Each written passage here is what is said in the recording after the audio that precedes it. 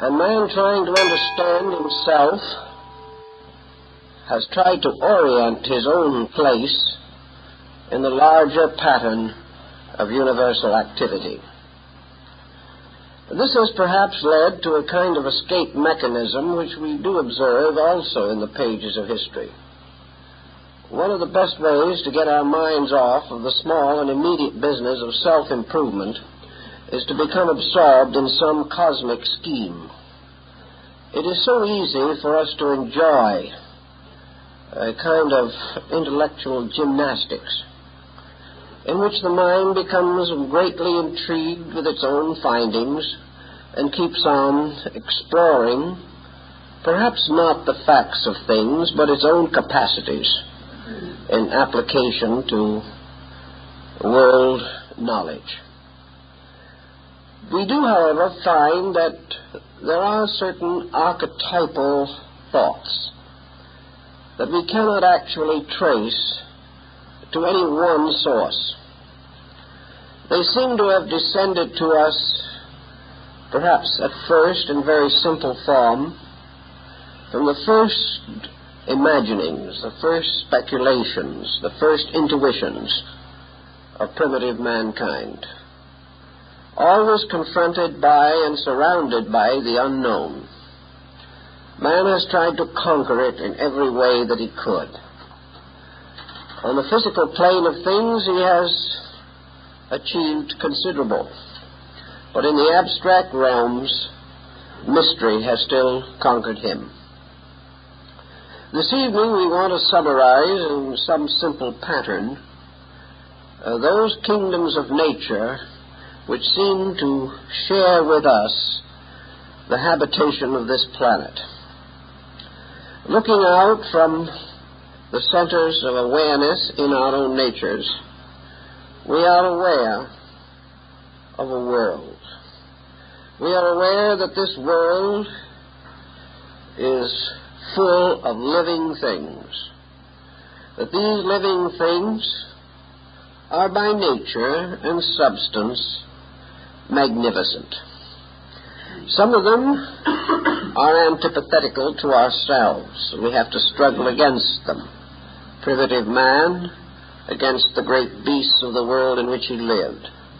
Modern man against microorganisms, weed, and devilgrass. But although some things do not seem very friendly, each of the forms of life that we can study is a wonder world of its own. It is easy to understand why enthusiastic, sensitive human beings have devoted their entire lives to some one small type of growing thing. Huge books have been written about ferns and lichens.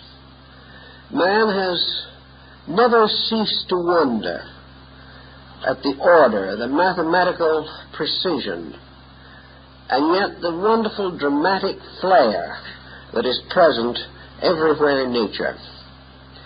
He has tried to moralize upon natural things, and we have had ages of fables, like Aesop's and Fontaine's, where man invested other creatures with human attributes, not only to understand those creatures, but perhaps through their native habits to understand himself a little better, as he recognized these same habits in his own life. But however we wish to approach this particular phase of the subject, we do acknowledge that this world, this earth, this little bit of land we call our own, is truly a garden of wonders, and that here we see truly an infinite unfoldment of infinite life. Even today, on the level of our hyper-intellectualism, however, we have overlooked one point, which it seems to me is valid and has been recognized long before our own time. This point is that what we see is limited by our own sensory perceptions. We are looking out at nature, but we are not seeing all of it. This we have to generally acknowledge. We are not only limited as to how much we can see of certain things, but we are limited by the total band of our sensory perceptions. Anything that is outside of our own faculty power to discern simply does not exist.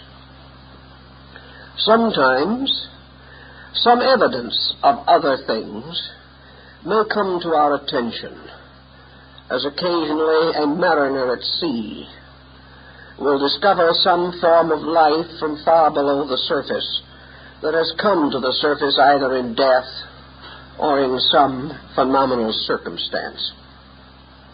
Actually, however, we are limited to organisms composed of materials which we can comprehend, which we can contact in some way through the sensory perceptions which we possess.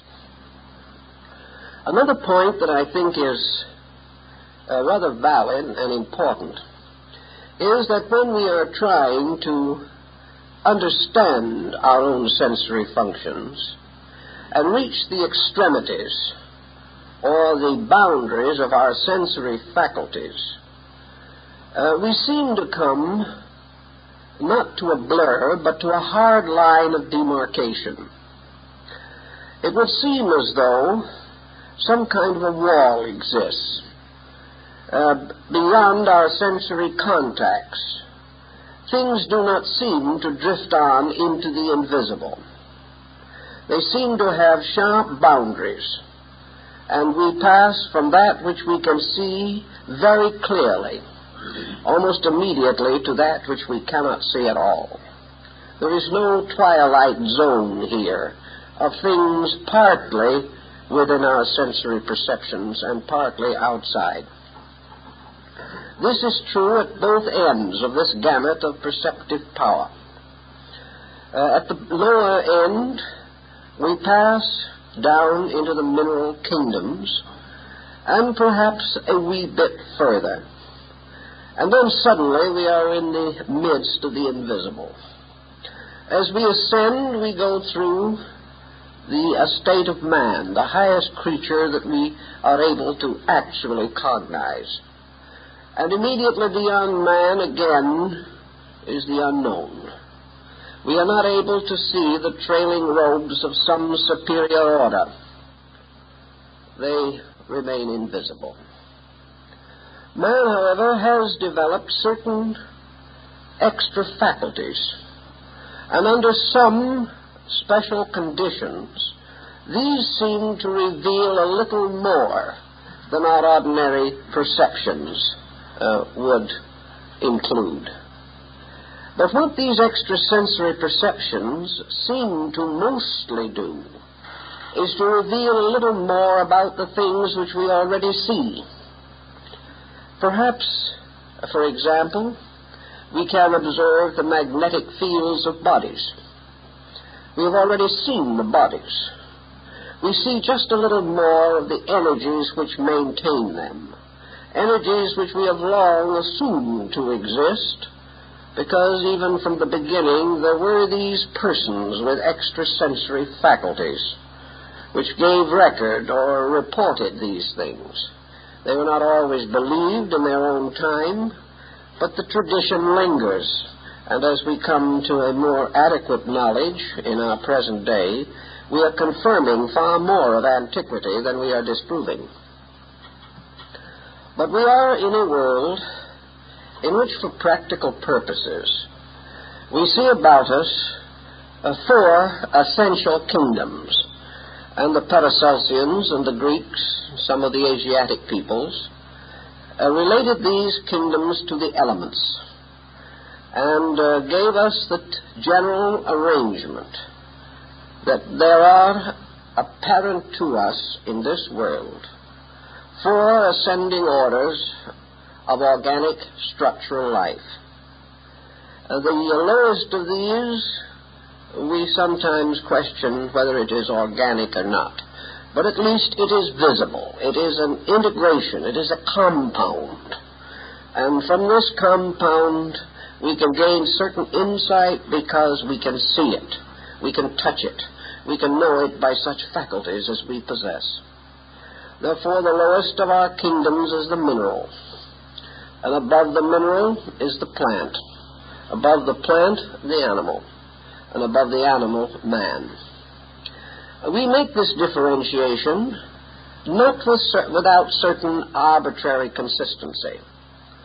There is certainly a clear distinction between minerals and plants.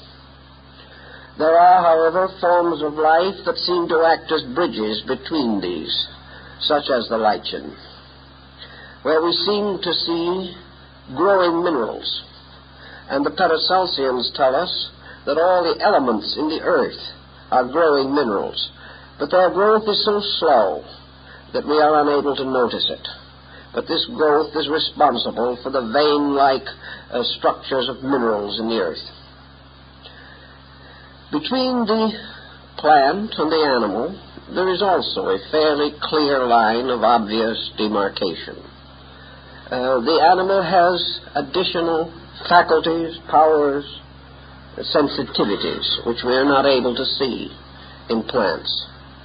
Yet again, there are plants that seem to be developing nervous systems and organisms. We know, for instance, the flycatcher plant, which not only moves, but lives upon animal or insect food. We also realize that there are other forms of plants, like the sensitive plant, capable of motion. Many different links seem to bind these worlds together also, but the realms themselves are comparatively clearly marked. Then between animal and man, there seems to be a greater kinship, and still a clear line of demarcation. Some would like to assume that man is but a highly cultivated anthropoid. If they so wish to assume, I guess there's nothing we can do about it. But there seems to be some doubt about this, that actually there is a difference, perhaps more in quality than in appearance, more in psyche than in material structure. But certainly there is a clear distinction between animal and man. And in the animal world in general, we group together other orders of life, as insects and birds and fishes. We group them together, considering most of them as in some way related to the animal kingdom. Then we place over this kingdom man.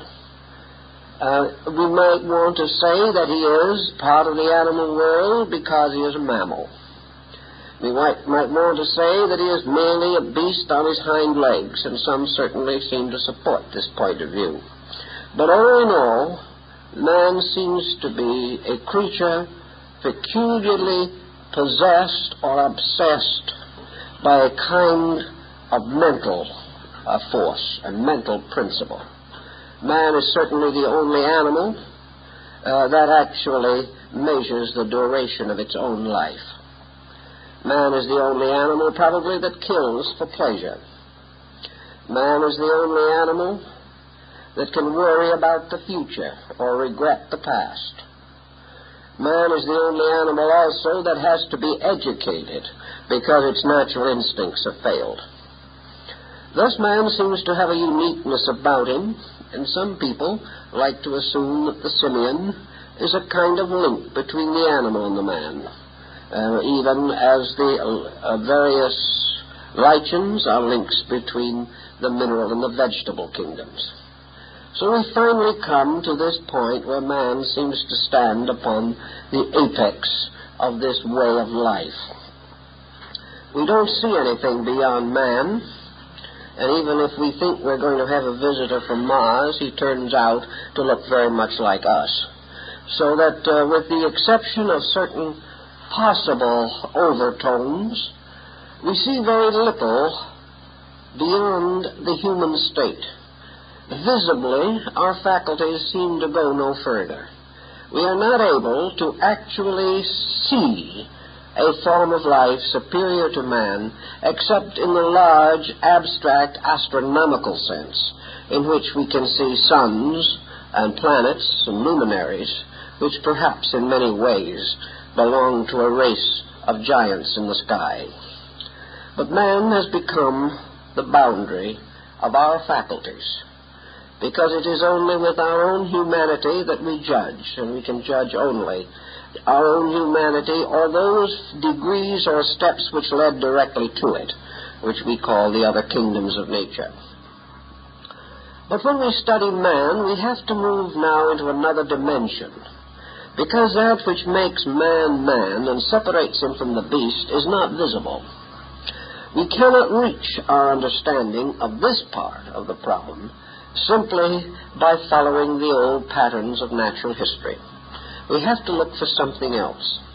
And it has gradually come to our realization that man must be approached as a mental pattern, that it is by his mind that we are able to discover what we can know about him.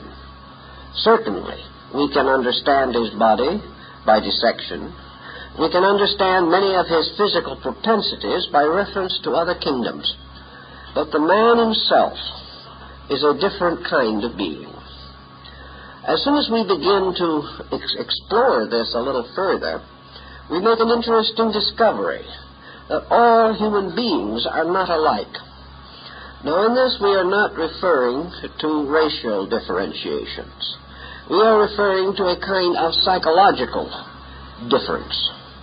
And our classical philosopher friends of long ago found it convenient, finally, to divide humanity itself into three orders, different levels or grades or subdivisions within man himself. The precedence for this is also to be found in other kingdoms of nature. There is more than one level of mineral life, more than one level of vegetable life, and certainly more than one level of animal life. We know that these differences exist in visible structure. Now we are forced to examine them in psychological structure. And in this search into the nature of man, we divide him inevitably into three types of humanity.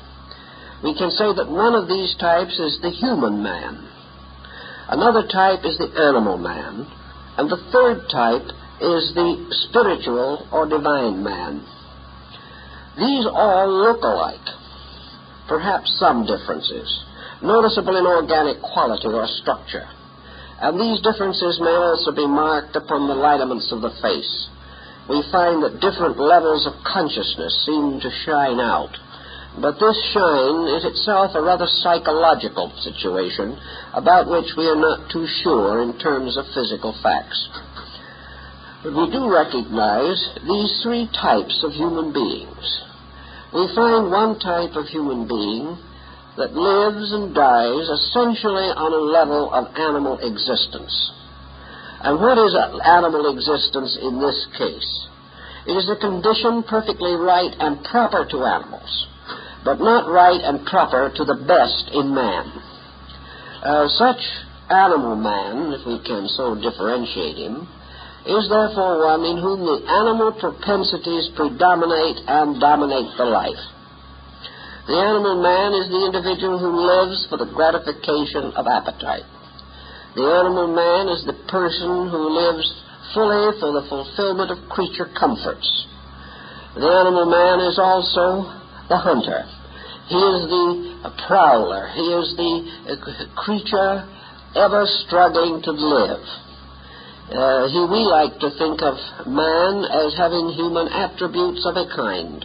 When man becomes obviously cruel, we tie him to the cruelty of lower kingdoms. Now, these kingdoms may not actually be cruel, but to us they are. We see the cat playing with the mouse, and to us this is cruelty. And when we see a human being playing with the life or soul or consciousness of another human being, we call this cruelty. So we observe that there is the animal man, whose expressions, motivations, and attitudes and efforts are limited almost entirely to the level of appetites. Then we distinguish the human man. The human man is the one who is making a reasonably adequate use of the essential faculties of his own humanity. In other words, the animal man is the man of appetite, the human man is the man of thoughtfulness. Thoughtfulness does not necessarily mean great scholarliness. Thoughtfulness is simply the use of the mind for the normal purpose of regulating the life into a constructive pattern. The human man uses his thoughts to ensure the protection of his loved ones, the securities of his own values. He uses his faculties as constructively as he knows how. He has certain aspirations, certain convictions. He is above the corruption of his own code. He will not do those things which cause him to degrade his own humanity. The third kind of man is the divine man. This was the hero of the ancient Greeks and of other Nordic peoples. The divine man represents the highest aspiration of human endeavor, as this is exemplified in the conduct of human beings. The divine man is the great teacher, the sage, the saint, the wise man, the great creative artist, the musician. He is the person whose faculties seem to transcend the ordinary humanity of things. He seems to have skills greater than can reasonably be expected. But perhaps the faculties which most distinguish him are creativity and intuition. These faculties surely indicate that he has developed something beyond the creature comforts or daily needs or traditional patterns of human life. The ancients realized that there were, therefore, these three kinds of persons, and from this they began to contemplate and did clearly differentiate three distinct patterns of mental activity. These patterns of mental activity ascended until finally they reached their highest expression in what we might term the God-man, or the God-man concept. Probably we haven't seen very many God-men walk upon the earth, although we are told that they did in days long gone by. But we do sense that genius, that specialization, that the infinite wisdom and compassion and insight of man can be hypothetically assumed to reach a final state of excellence, in which all that is possible for man to accomplish in his humanity is accomplished by him. We then say, what lies beyond this? We have carried man to the highest point we know. We have already discovered that the thing that makes him man is no longer visible. So we begin to wonder what might lie beyond him. Are there other orders of life that can truly be said to have existence? Are there more kingdoms? And in mysticism and in the sacred scriptures of most peoples, the implications of other kingdoms are rather clearly noted. We hear, for example, of angelic beings, invisible, but evidently assumed to exist somewhere in the mysterious depths of intangible space. Then we proceed to the archangelic hosts, a still higher, more exalted order of life, referred to by St. Paul. We then can go on to other orders, still more exalted, thrones, dominions, principalities, seraphim, all types of mysterious names for something that transcends our sensory perception. The philosophers came to the very simple solution that what we see of the kingdoms of nature are the visible rungs of a ladder, and that these rungs continue to ascend behind the clouds which obscure our sensory perception, and that all these rungs or levels together represent a great theater of evolutionary process, that just as surely as we can trace growth from the least to the most of visible things, so this growth goes on and on into higher orders that we do not have the faculty to perceive. The philosophic thought about this is rather clear if we wish to rationalize it, namely that what we do see cannot exist without the presence of other things we do not see.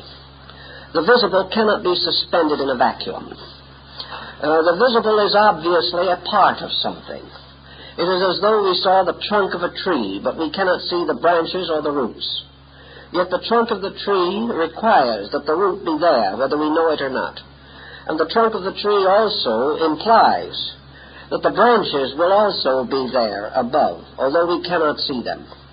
For without the root and the branch, the trunk of the tree has no purpose for its own existence. This type of thinking was used in ancient times. Now, an interesting parallel speculation relating to this is to go to the lower end of our ladder and try to determine, if we can, what lies beneath the mineral levels. The moment we begin to think in terms of this, our physical perceptions and our mathematical skills begin to break up matter into invisible units which finally become units of energy. Thus we assume that all things physically less than the mineral are to be determined by still more elementary compounds, until in some hypothetical point in the remote distance of belowness we come finally to the common denominator of everything, life itself. So the physicist and the physical thinker is simply prepared to allow that the mystery of growth extends downward into forms that we cannot fully or truly see, or which we can recognize only as parts of higher organisms, until at last nothing remains but a mathematical formula which can be diagrammed, but which cannot directly be contemplated in its substance or its reality by any faculty that we possess, even with the aid of the most powerful microscopes and other scientific instruments.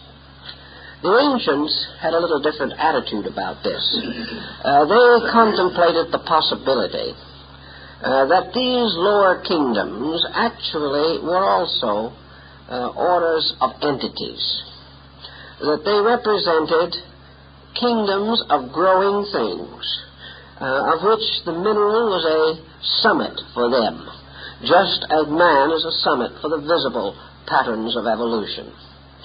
To understand this, we must approach our problem in another way, and that is to try to determine what constitutes aliveness, what constitutes the moving consciousness of things, as these things become less and less obvious to our sensory perception.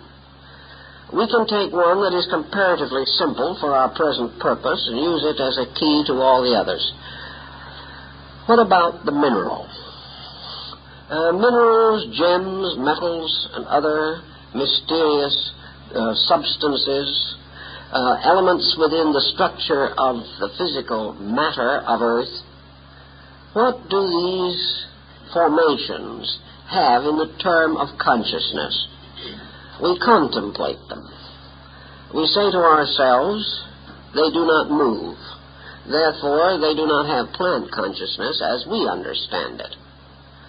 We are not yet ready entirely to accept the Paracelsian theory that they grow, but we must come to this perhaps. Certainly, they share with the plant kingdom a magnificent coloration. There are all kinds of wonderful colors hidden in the earth. They also have some kind of participation in the great geometry of existence. For many of them, particularly crystals, in their fission show regular mathematical progressions of forms. These same minerals do not have voice. They do not have digestive systems. They do not have any of the general faculties that we know of animals. We sense no emotion and no passion in them.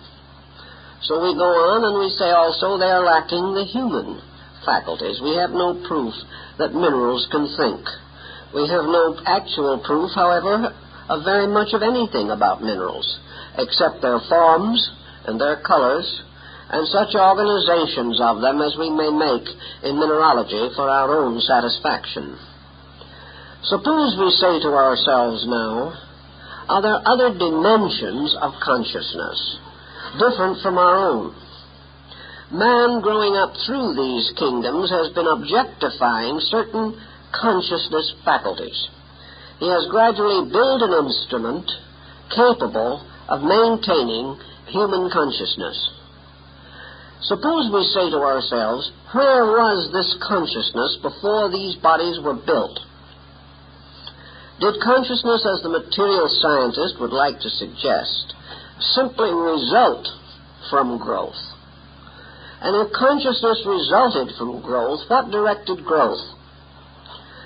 We must either assume that there is some law or pattern superior to growth, or else growth itself becomes pretty much of an impossibility. What is the nature of this growing something that bursts through all of the kingdoms of nature? What is this life that is struggling upward by this great evolutionary process? What is this power that is building ever nobler mansions for its soul? This is a good question, but not a popular one at the moment. For even after all this time, these ages of thought and speculation, we have no valid answer that can be accepted by the scientifically trained person. He will not accept reason, no matter how reasonable it may be, but he may have to someday, because there is no other approach to this problem unless man can break through the barriers of faculty limitation which he now possesses. Suppose we would like to say for a moment that consciousness is not only growing upward, but is moving outward or across a line between subjectivity and objectivity. That consciousness itself, in the process of moving into embodiment, moves from a certain place to a certain place, and that in this motion, consciousness itself passes through changes or modifications. The philosophers of old like to assume that there was an archetypal consciousness that made up as a unit, as a total pattern of itself, the so-called seven kingdoms of nature. This archetypal consciousness was one being, moving into embodiment through seven levels or steps. And that what we call evolution is the evolution of the essential consciousness of the earth itself through the various stages and levels of which both the mineral and the man are manifestations. If this consciousness per se has an existence apart from body, this of course is the great moot question. If this consciousness has an existence apart from body, then by some circumstance, purpose, will, or law, it moves into embodiment, taking upon itself a body as though by a quickening, coming into manifestation gradually through the unfoldment of its own faculties and powers, each of which, as it unfolds, provides itself with an instrument suitable for that unfoldment. Under such conditions, the mineral is the mineral state of that consciousness. The plant is the plant state of that consciousness. The animal state. Man, the human state. And beyond this, the other states of that consciousness are simply beyond the grasp of humanity, but must certainly also exist. That there must be conditions superior to man seems to have been generally conceded. One of the evidences being that man can slowly, surely, and by a long and painful process become superior to himself. Therefore, there must be a superior condition into which he can move. The next situation that becomes perhaps a little interesting to us is to try to understand the kingdoms of nature in reference to the planet itself. Most of the Oriental peoples and many of the classical philosophers took it for granted that the planet Earth was alive. They were not inclined to agree with the medieval theologians that it was merely a footstool shoved under man to prevent him from falling indefinitely. It seemed rather to them that the planet was a being, a living thing. And because it was alive, even though, as we suggested before, it might be considered an embryo, still not fully born, but because it is alive, it is able to support life. And because it is alive, it is also capable of unfolding the conditions of life itself. So the ancients had the tendency to assume that the planet was a living organism, and that this organism consisted of a series of energy fields, or invisible parts of itself, plus a visible part. The invisible parts were called planes, and these planes represented nothing more nor less than the magnetic field of the planet itself. And the ancient Tibetan mystics assumed that the planet was to be defined as 7 within and 7 without. The crust of the planet, its surface, therefore was the lowest of 7 rings that descended to the archezoic core of the planet itself. Thus the planet had beneath its surface a kind of solar system. And this solar system became more and more powerful, more and more positive, as it retired from the surface down toward the center, so that the highest vibration of the earth was in its center and the lowest in its circumference. Thus the surface of the earth was the outer body, or the epidermis, of a great living organism. The organs of this being, its various functions, being controlled by a septenary of powers within the earth itself. This septenary being composed of magnetic centers that correspond very closely to the planets in the orbit of their orbits in a solar system. The 7 arches of Enoch in the Bible, which led down, and in the midst thereof was the mysterious altar bearing the golden daughter of Melchizedek. This, perhaps, was an ancient way of indicating the subterranean region. The initiation rites of ancient people were mostly given under the earth in caverns, and these caverns were often arranged like the Septenaries cave in India, where Buddha is said to have initiated his disciples. These subterranean regions, therefore, represented the inner structure or life of the planetary lord. And in the mysterious core of this planetary structure was seated as in the heart the final power of the planetary logos. From the surface of the earth outward, there was another manifestation, this the radiant auric field, which emanated from the surface of the earth, from the planetary power within. This radiating field had its lowest level where it joined the earth's surface in its most exalted region in the circumference or outer area. And this magnetic field or aura was also stratified and had symbolic colors assigned to it, but not the colors that we can see with our eyes. So just as the human body has its own magnetic centers within and its auric field enveloping it, so the planet was similarly constructed. The ancients further then declared that the involutionary process consisted of the descent of organized life germs, the peculiar seed carried by the planetary power in the formation of its own planet. That these seed, falling gradually through the magnetic field outside of the earth, finally descended to the earth itself. At the same time, from the core within the earth, another process was also moving. The earth was constantly producing from within itself the ascending orders of bodies. The Earth was providing from its outer magnetic field a descending order of lives. And these lives were assumed to ultimately become embodied. And the meetings of these lives and their bodies became very, very important. In the course of incarnating these seed lives, created first these etheric or energy spindles, as they are referred to even now in cell fission.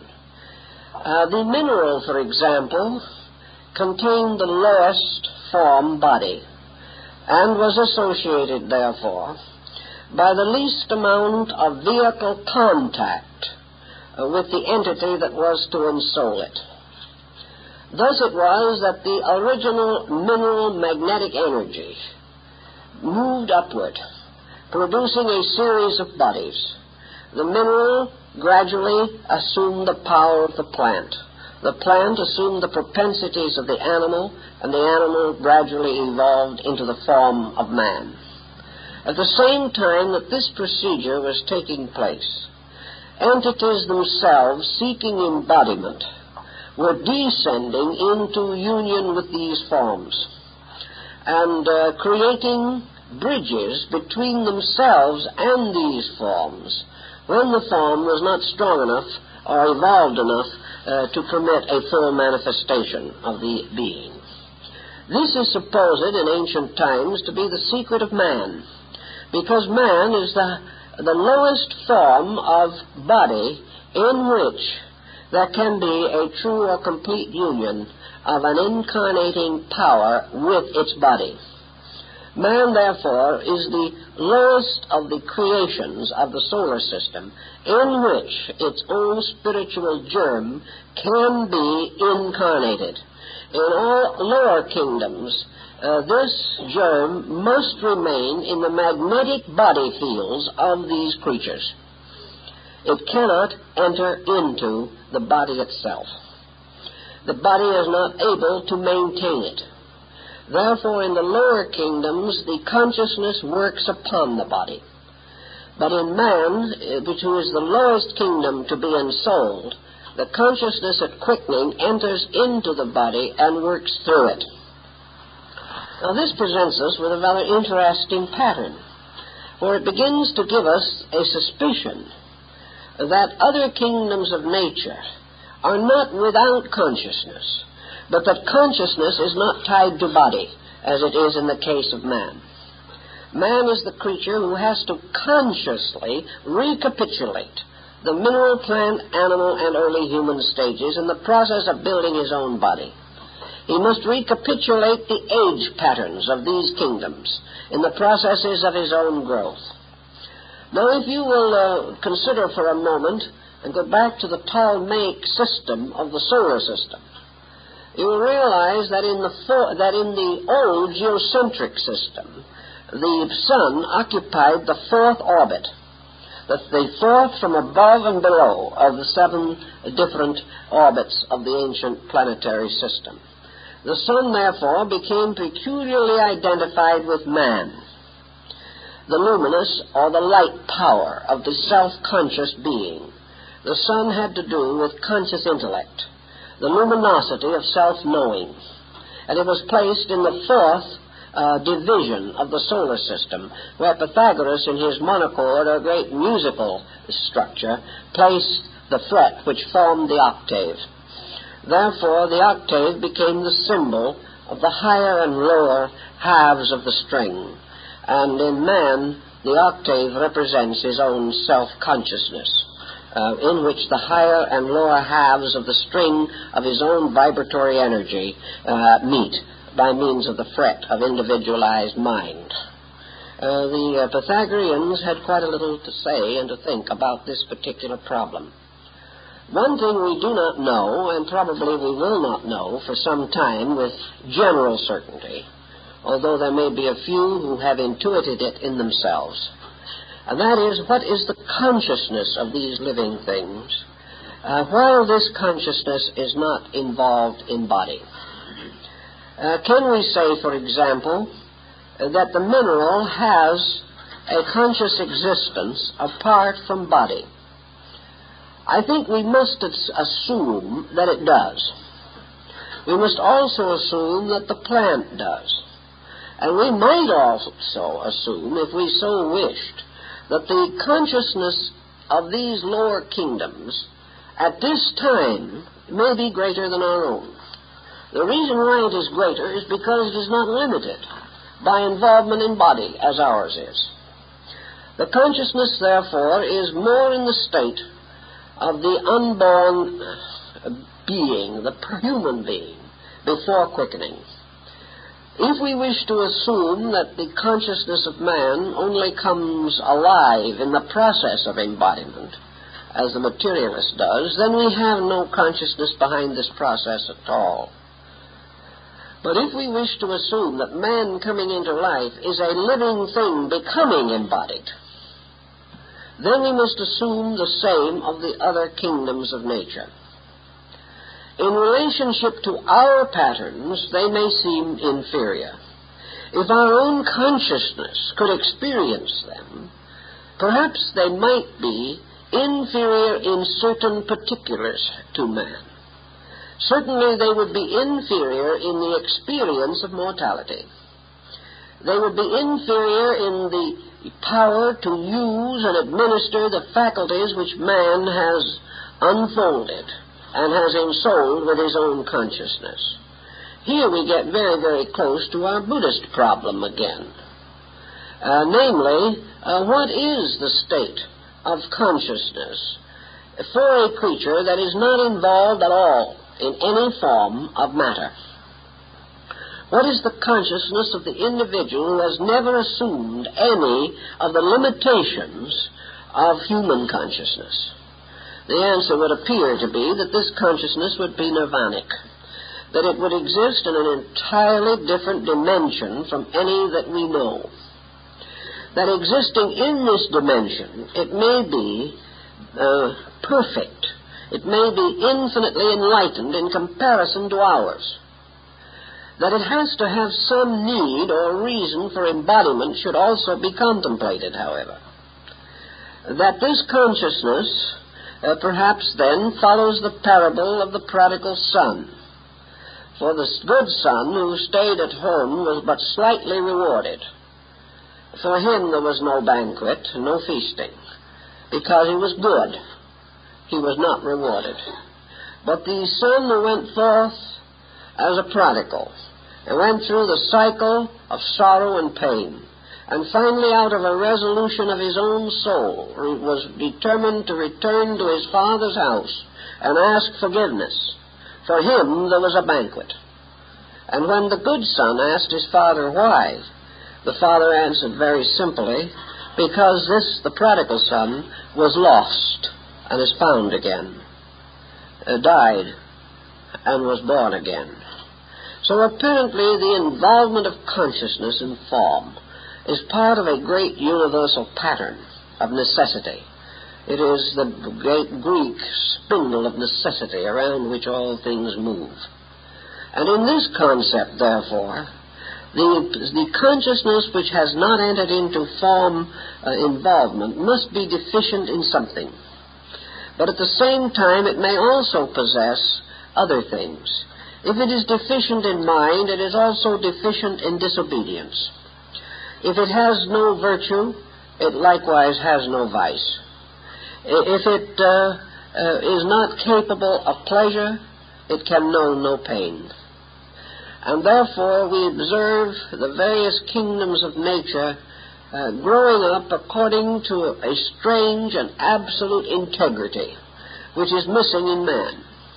We observe how these kingdoms are perfectly administered, how the creatures of these kingdoms intuitively recognize their own needs, their own destiny, and fulfill. We have no way of knowing how the plant, from a standpoint of consciousness, functions. But as Leonardo da Vinci pointed out, the way in which branches come off of the stalk of a plant, the various patterns of its leaves and flowers, indicate an absolute geometry beyond almost anything we can imagine. and all the great canons of art and beauty which man has evolved have arisen from his intuitive receptivity to natural processes. So we cannot say that the plant, which fulfills its destiny with infinite certainty, can be unconscious. We do know that it may possess a small measure of objective consciousness, that the objective reaction is beginning, and that the real abiding inner consciousness of the plant is moving toward involvement or embodiment, and is sensitively and intuitively and magnetically connected with the body of the plant, so that it may administer it and govern it and take care of it. Now there is a theory or belief about these things that the consciousness of the various groups of the lower kingdoms has not been individualized. In other words, that one of the reasons for the peculiar uniformity which we observe in nature, a uniformity which, however, has a delightful expression in diversity, that this uniformity, this infallible relationship between its consciousness and its form, is simply due to the fact that the power of consciousness behind it is not individualized. The Paracelsians and other medieval Christian mystics believed in the group spirit theory. They held that individualization only takes place when a certain degree of an unfoldment has been achieved, and that man is also the lowest species in which individualization of consciousness has been attained. Thus, these other forms of life are under the control and direction of collective intelligences. Some of these group spirits and similar things undoubtedly were associated with the old concept of the elementals, or nature spirits. For nature spirits were believed in the old legendary and lore to be industriously engaged in various natural occupations.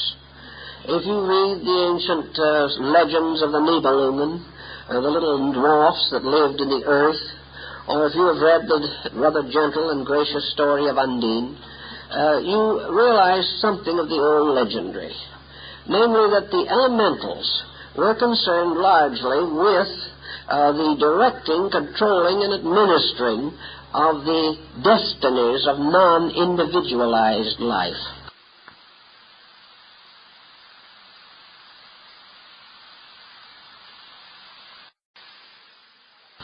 That these elementals, for instance, the gnomes in the earth, had in some mysterious way control over the growth of minerals.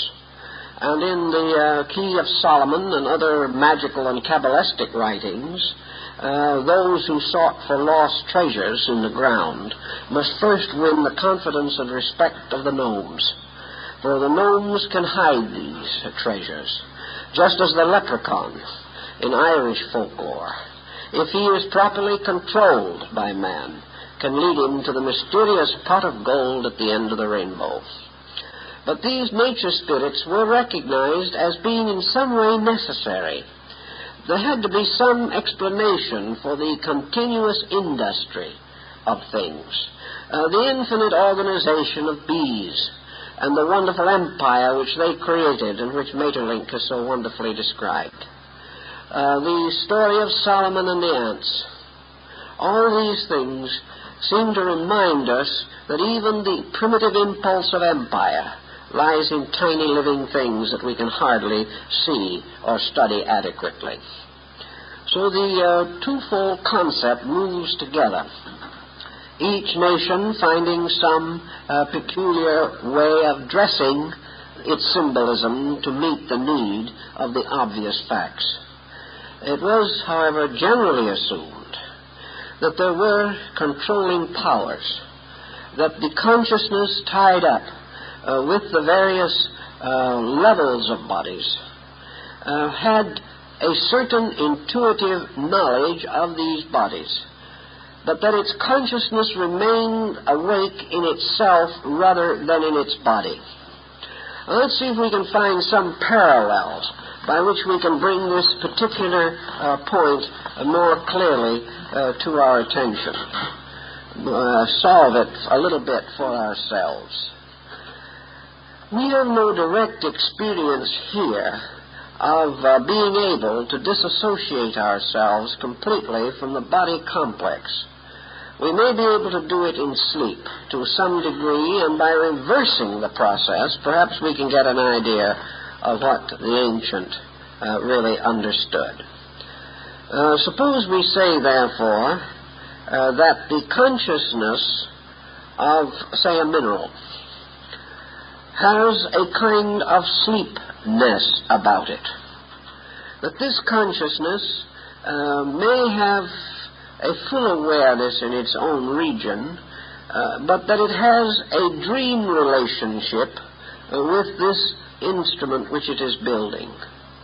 Perhaps we can say that in its subjective experience, the consciousness of the mineral dreams that it has a body, dreams that this body is growing or unfolding, dreams that it has some beautiful and natural necessity. In dream, perhaps the consciousness seems to be associated with that body. Perhaps it can dream itself into believing that it is a mineral. But because it does not have the instrument strongly enough to enter into it, it has only a dreamlike realization of what is happening to that instrument. It is aware, but not integrated with it, as in the case of man and his awareness of body. So that the ancients generally held that it is quite conceivable that the spiritual life of the plant, the spiritual life of the animal or the mineral, is just as inevitable as that of man. That the immortality of the animal is as certain as that of man. But the processes by means of which this growth is accomplished, these processes are more advanced in man than in the other kingdoms of nature. This perhaps is why the Buddhists referred to the animals as their little brothers. And St. Francis, with the same insight, had the same reaction to the birds and to all the creatures around him. He sensed a comradeship, a unity of life that transcended the differences of appearance.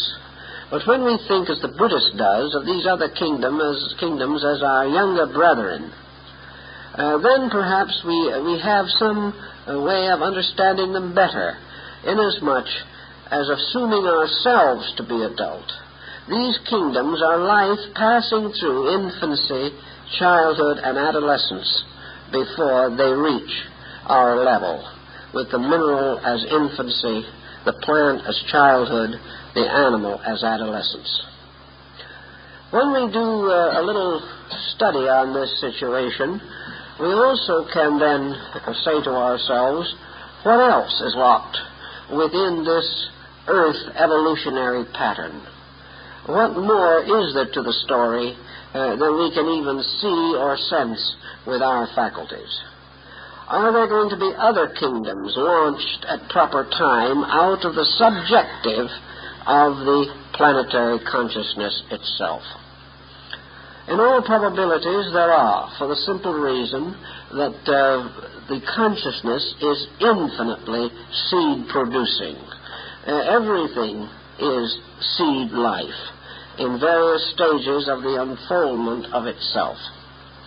Now, if we go into Buddhism, for example, we can create our 7 kingdoms in a rather interesting way by this problem of assuming the complete chain, Homer's golden chain, which binds all life together. We can say, in using the Buddhist concept, mineral, plant, animal, man, arhat, bodhisattva, Buddha. In other words, we can have an ascending order of consciousness. That this ascending order of consciousness may or may not be all visible. The apex of the pattern in Buddhism would be to place man on the 4th level and to declare Buddha, the historical Buddha, to be the example, as they did, an example, for they never made it unique, an example of the transcendent possibility of human attainment. This would also then pass the pattern on to the next level of things. The Greeks declared that above man were the heroes, the demigods, and the gods. These, and again, do not sound too much unlike the Buddhist concept. In Northern Buddhism, where the Bodhisattva doctrine was introduced, we would have almost the same idea, because we would have the arhats playing the role of the heroes, and that is exactly what they were in Indian thinking in the old time. The arhat was the individual who is described as worthy of veneration. This would be the hero. The Greeks venerated their heroes. They venerated Ulysses, and they venerated Achilles and others whom they held to be heroes. And they declared that after death these heroes were lifted up into the sky to become constellations. The arhat, therefore, being the saint worthy of veneration, would represent the heroic attainment of self. And this more or less further fills in the pattern of his achievement.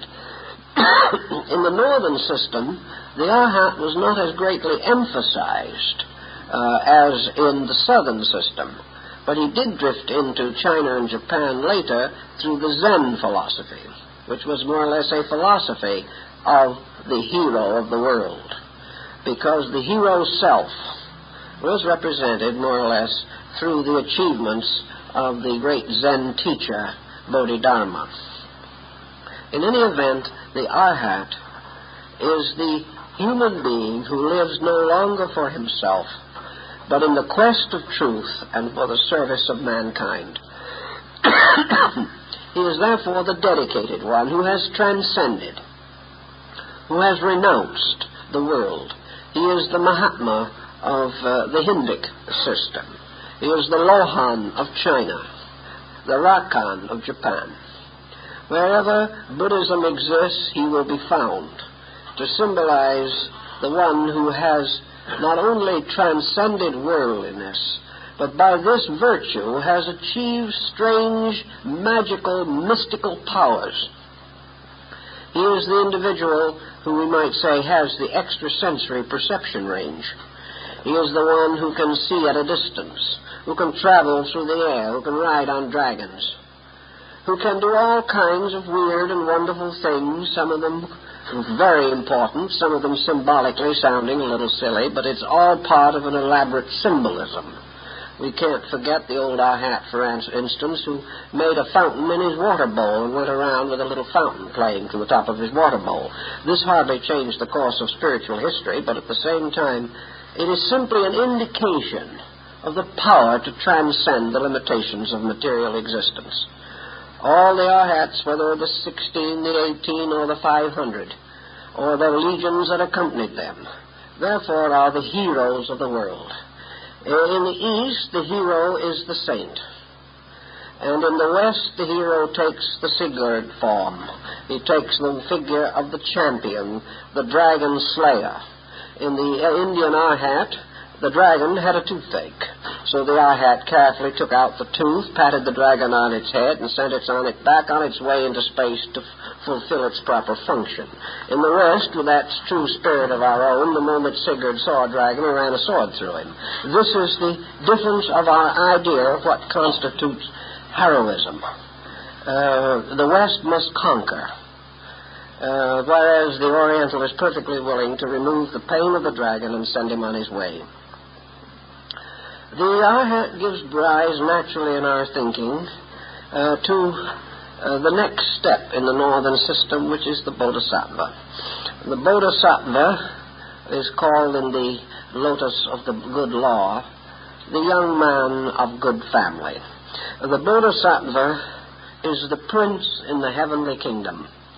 He is a little like the archangel, Michael especially, but he is also more in the concept of the Grecian secondary circle of divinities.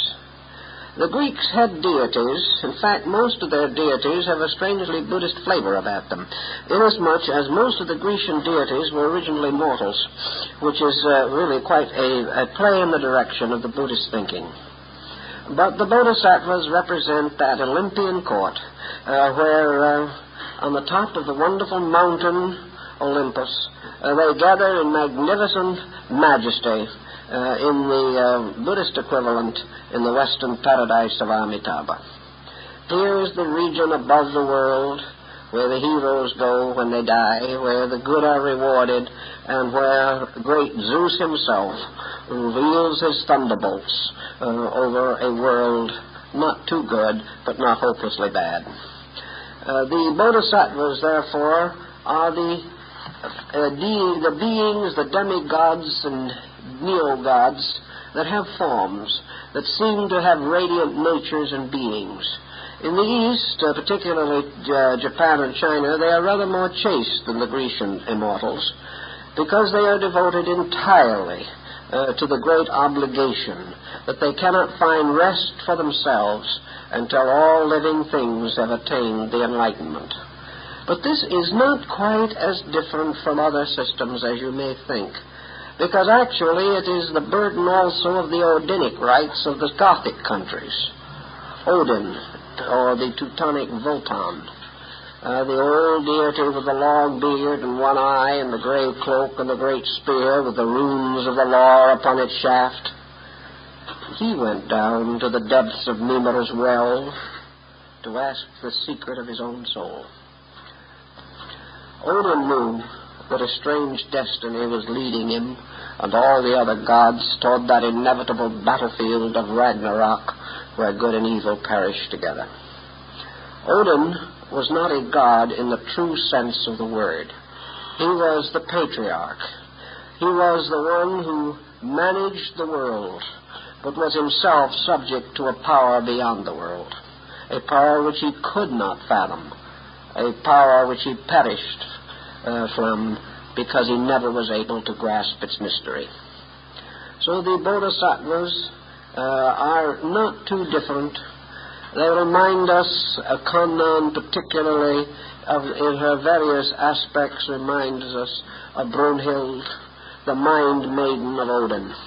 All these legends twine together, but out of them comes the concept of another order of beings above the Arhats, the luminous beings in their Sambhoga bodies. These beings that are never really here, but like the archangels, may even be listed among the saints. They are not regarded as imaginary, although we have never been able to find historical foundation for them. Well, they could be an order of life beyond anything we know. Those beings that Socrates said lived along the shores of the air. And finally, upon their mysterious eternal thrones in endless meditation are the Buddhas, the supreme mysterious powers of the All-Fathers, the eternal meditations which bring forth all things. These may also have their parallels and their equivalents in this pattern of the earth, for in the Mahayana system, each of the planets, the Logos of the Greeks, becomes the Buddha of the northern system. Each of the planets is really an embodied Buddha in eternal meditation. From this meditation springs out the whole phenomena of existence, resting as thought in the mind of the meditating sage. His dreams bring forth all the orders of life, and as he awakens from sleep they retire into himself, and he alone remains. This system fits very much more closely than you realize into the Western and Grecian theory. There are certain minor adjustments to be made, but the whole picture of the kingdoms will not prove to be essentially different. And in the Buddhist way of life, there being nothing inanimate, there being nothing that does not belong to life itself, we can understand why they bury broken needles with a Buddhist Mass. where even flowers have their inalienable rights to exist, where animals are regarded as merely the younger brothers of man, and where the invisible bodhisattvas are only elder brothers. In their system, life is bound together by a brotherhood in manifestation and an identity in cause. All things that come into the world in any kingdom of nature come into the realm of suffering. They enter upon the wheel of necessity. They must pass through the great cycle of the nirdanas, or the regions of embodiment. And each thing that does come into the world has some strange fatality to the body which it has fashioned. Even minerals and gems are formed by the agony of the earth. Everything in some mysterious way arises from struggle, from pain, and from combustion. Plants pass through the same great cycle.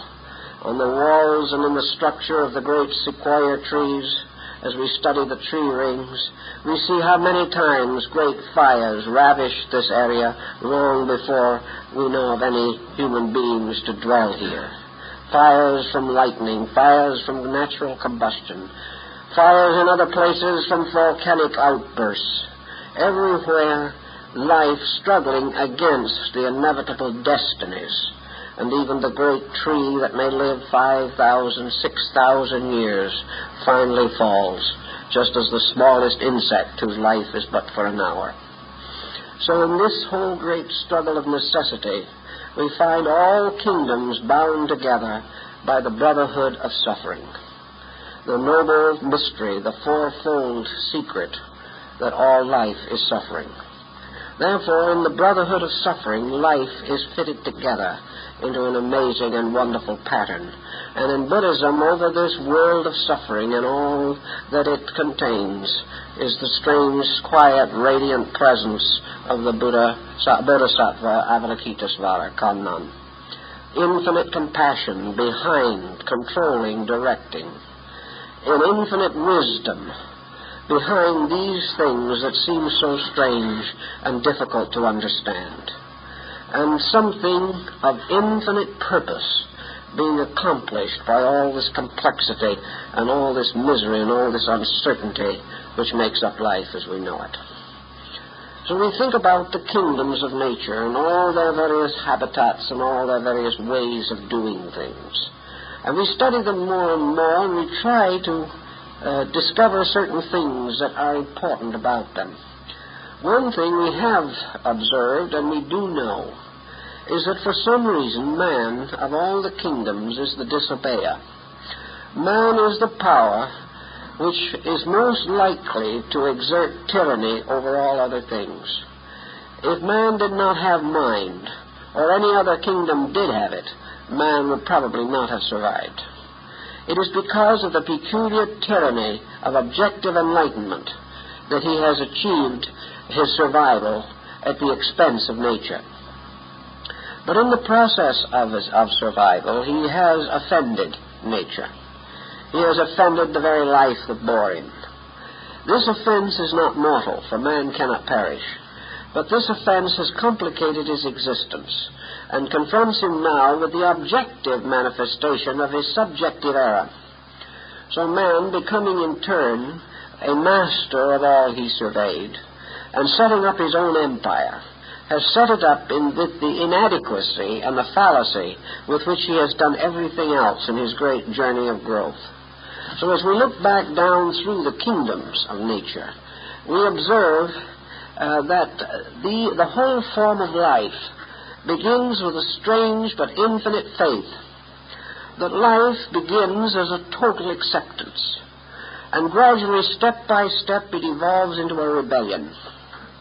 Life begins by some kind of a universal consciousness, a consciousness adequate to all needs, and it slowly retracts or in one way or another crystallizes into a highly personal consciousness that is not adequate for its own needs.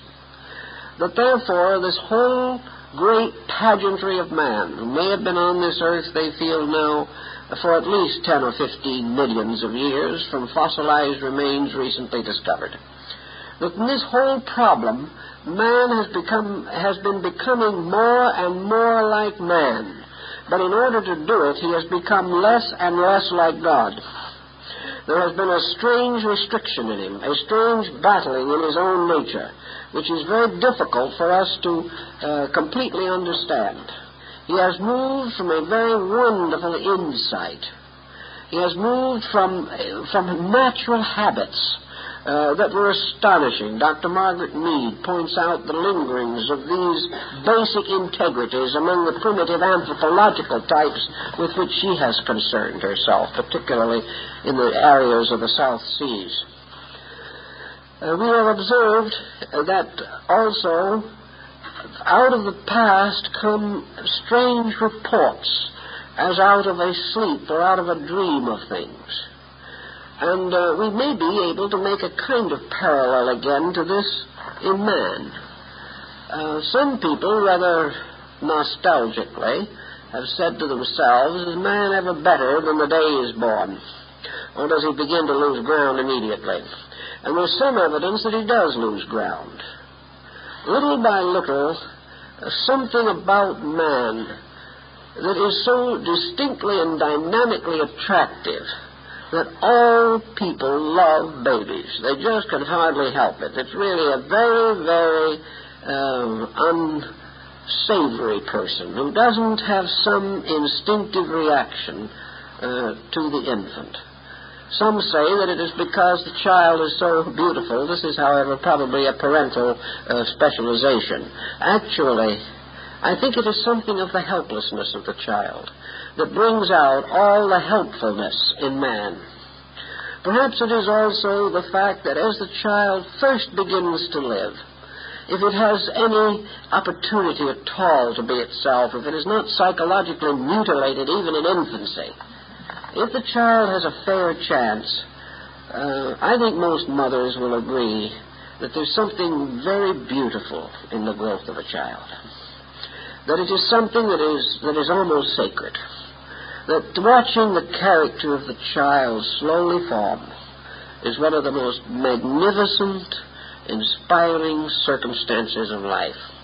It is only after this child begins to be over-influenced by conditions around it, and perhaps falls prey to worldliness, that it begins to lose some of this wonderful, sensitive naturalness. Children do not live just in this world. They live in a wonderful world of imagination, and they also live in a world of wonder. To them, this material world is full of dramatic possibilities. It is full of beauty. It is full of something that lures the child to run out into the forest or run out into the garden and just simply exist as a wonderful living thing. Perhaps this is also the story of the beginnings of life, that the lower forms of nature, as we call them, are simply these marvelously attractive things that are wonderful because they are themselves, wonderful because they fulfill, wonderful because there is no pretense and no conspiracy in them. There is something that's very, very much like a child in a beautiful flower. It has in it this magnificent power to fulfill its destiny.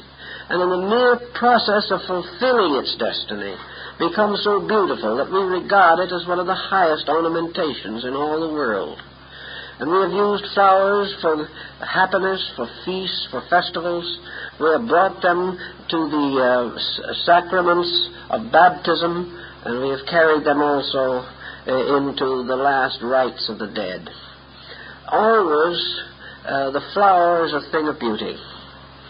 And it is beautiful not only because it is itself, because the wonderful law operating through it. But perhaps, like the child, it is beautiful because it is uncontaminated by the knowledge or existence of itself. Solomon declared that the king of Israel in all his glory was not arrayed like a lily of the field. That there is something beyond all the ostentation of man in the simple growth of a blade of grass. The Zen monk realizes this. Those wonderful gardens in the temples of the Zenshu and the Tendai and the Hongonji in Japan, these beautiful gardens are really little nurseries of living things. Here blades of grass play with little fishes in a pool. There's something of the wonderful paradise of that which is not corrupted.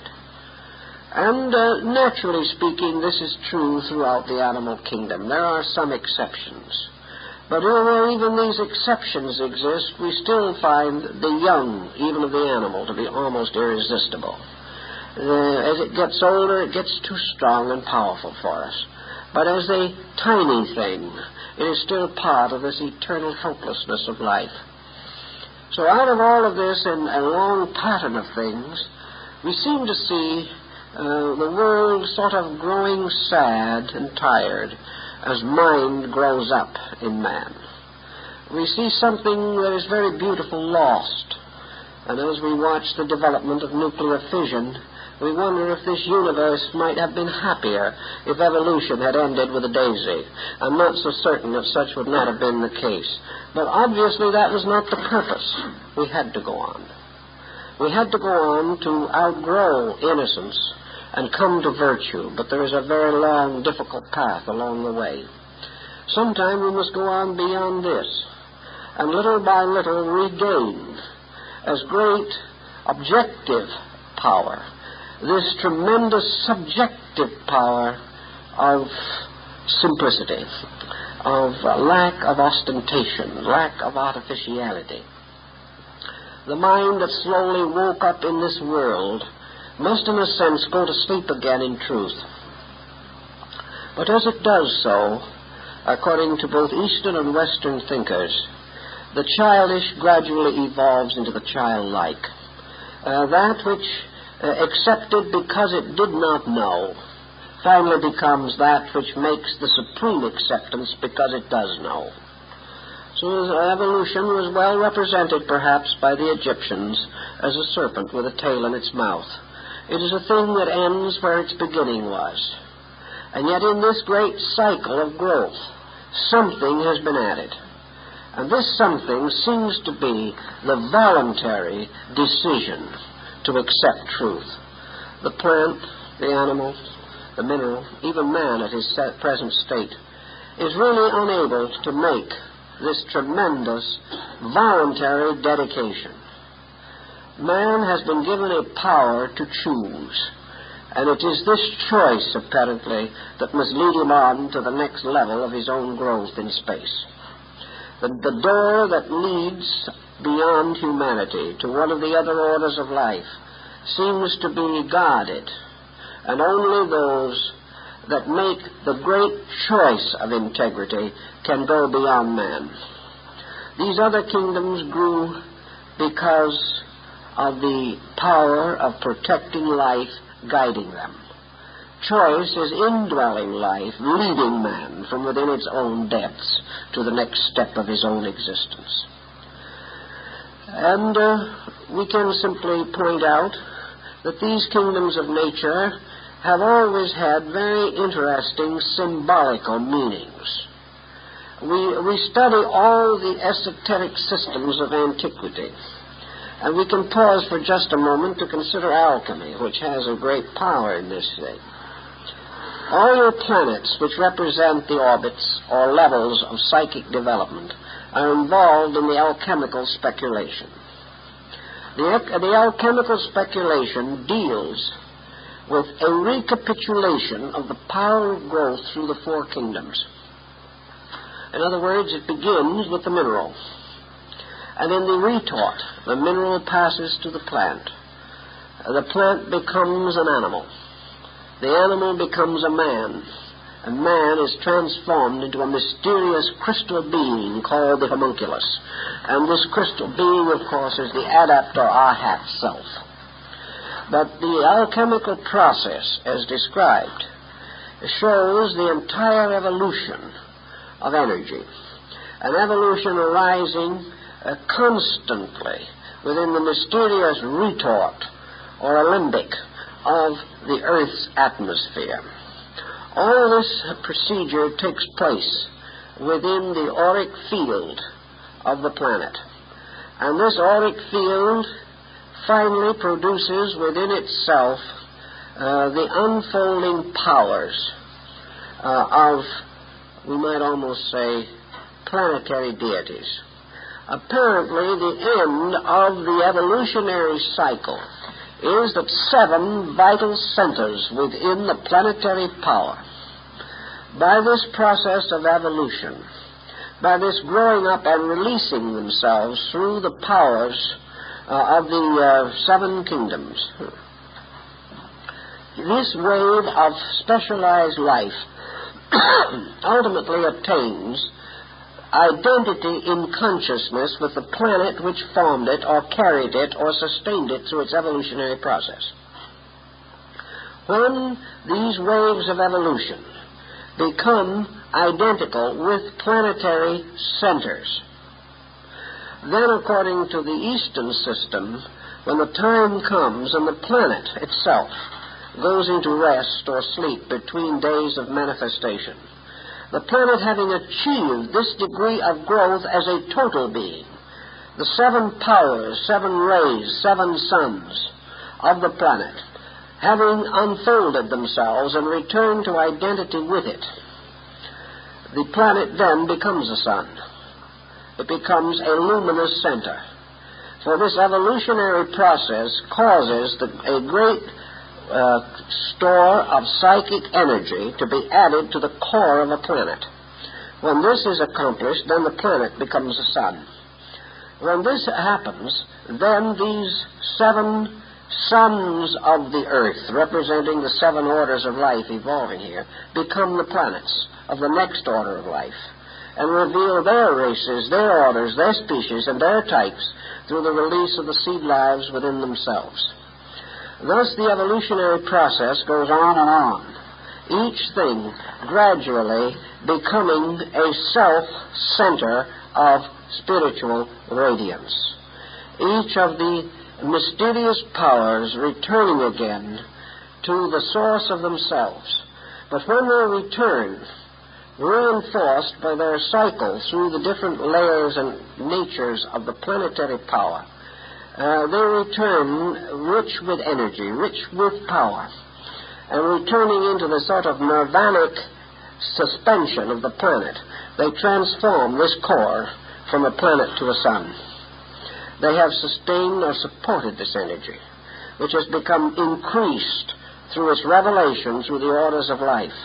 And when the energy reaches a certain degree of radiance through the structures it has built, it becomes a solar energy. The solar systems, in turn, have their same relationship to cosmic systems, and so on and on. Nor must we forget for a moment that we are a comparatively high stage in this on and onness of things. Below us and beneath us is a concatenation or a great chain of solar systems, systems infinitely less than our own. But solar systems which, as far as the elements of themselves are concerned, we have no way of knowing what their consciousness may be. It may be that thousands of these solar systems could balance on the head of an ordinary pin. But we are not in any way sure that they are essentially different, or that they are any more lacking in internal consciousness than we are. We do not know what this consciousness is. We do not know how to estimate anything that is less than ourselves. We can simply turn right into our own bodies to demonstrate this. There are countless solar systems under the flesh of man. There are magnificent structures almost identically resembling solar systems in the marrow of bone. There are infinite orders of life living out their destinies in us. We have our minerals, our plants, our animals, and our humanity crowning this entire pattern. And to these lesser kingdoms, we are as man to these lesser kingdoms around us, and perhaps in the larger pattern of things, we are as gods to other orders of life under our own skins. These forms of life have no recourse against our whims. They have no way of protecting themselves against our inconsistencies or our intemperances. But we are presiding over a magnificent, complex universe. Perhaps there are within man more tiny spots of cosmic light than we can see in the Milky Way. Now, what are the consciousness factors of all this? To us, we can't even realize that these things exist as living things. We may examine them in a small cross-section or a smear on a microscope slide, but we have no conception of this. We do not know the hope or the fear or the pain within ourselves of these little lives. We do not know how many minute organisms that we cannot even imagine might be raising their hands clasped in prayer, asking us for mercy. We don't even know. From a standpoint of physical thinking, we probably don't even believe that these little cells have any life. But what do we know? For if they are alive, and they have to be, they are in some way tiny manifestations of total life. And if one of the most minute of these little particles was actually to cease, it is reasonable to suspect that the entire universe would perish. They can change, they can be modified by fission and other things, but if one unit of life died, then all things would die. Nothing dies, everything changes. Everything moves from one arrangement and one pattern to another, passing through different levels of consciousness. But what races, what orders, what incredible hierarchies may be in this minute world behind and below us in our evolution? From what almost inconceivable distances have we traveled? What part of our intuition, our psychic faculty, our internal sense has been mellowed and matured by this journey? If we have come an infinite distance to even reach what we are now, what infinite distance must we still travel? Where is the beginning and the end of this great program of growth? And how can we even contemplate it without the transcendent admiration for the inconceivable magnitude of the wisdom that sustains it? How can we doubt for a moment that this entire pattern is the manifestation of an infinite, inconceivable reality, and that this reality, perhaps, is the sovereign God we have been seeking, a God not an irritable old gentleman, but a God that is manifesting forever through an infinitude of worlds, through things so great and so small that they stagger us. They leave us absolutely incapable of thinking through this pattern of our own life. Yet we are here, and we came from somewhere, and into our very bodies are thrown these cells, these structures, these molecules that have also had an eternal existence dancing in some sunbeam of eternity. We are fashioned out of a gathering of infinite life itself. We are moving with that life. We are gradually striving to understand it. We are also looking for that time when, in perfect insight, we can give ourselves back again to the infinite wisdom of that life. It is all a very interesting and wonderful and dramatic story, and while we may not be able to remember all the parts, and probably there's no reason why we should, still perhaps it will give us just a little more of a fourth-dimensional, qualitative look at things, which can be important, can be useful in our daily living. Well, I guess that's all for tonight, folks.